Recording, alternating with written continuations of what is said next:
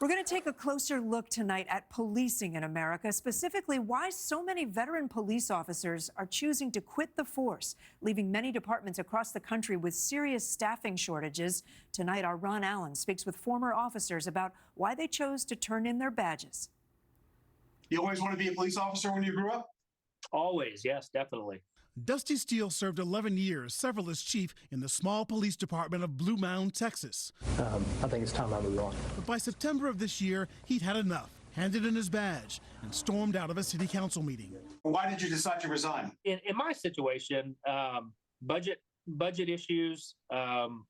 We had been passed over for raises for the past 3 years, and not only no raises, our budget was cut by about 20%. The mayor defended the cuts, saying every city department was affected. But it wasn't just about the money, says Steele, but also a lack of appreciation. Did the job change over the years? It has significantly, yes. It seemed to get tougher for police officers, the media scrutiny. And when an officer makes a mistake, that officer could either be killed or end up in jail the rest of his life. In the years since George Floyd's death and other high-profile incidents, protests demanding police reform, and the COVID pandemic, studies show police staffing down by 3% nationwide, resignations up by 42% in 2021 compared to 2019. More than a dozen departments we reached out to said they were understaffed, with many facing retention and recruitment challenges.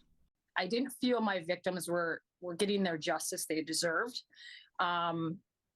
I started, I wouldn't call it going downhill, but mentally I was, just kind of wiped out. Joy Kohangi stepped away from policing after 15 years in northern Wisconsin and many sleepless nights. Were there a lot of instances where prosecutors didn't follow through after you made an arrest? Yes. That got frustrating. Very much so. When I would wake up, I questioned, what am I doing this for? So if I can't change the job, I need to change me. I was putting a lot of effort, I guess, into trying to do decent things and just not much return, I guess, not much, even just the minor, thank yous in life.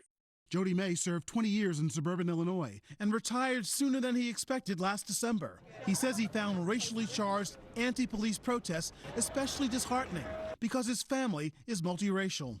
My wife is of mixed race. I have mixed nieces and nephews. I was called a racist and I was called, other things and hope you die and all that kind of stuff. And, so it kind of hurt me. Would you encourage young men and women to become officers? I do. I'm one of the biggest backers of getting young people to be a police officer. Tyrone Dennis left the Atlanta police force after 16 years, like many retired cops, for a better paying job related to law enforcement.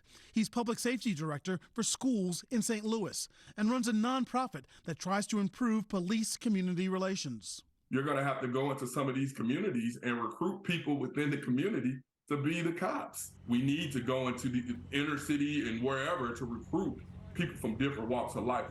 A prescription for policing that he thinks just might keep more cops on the beat and help reinforce the country's thin blue line. Ron Allen, NBC News.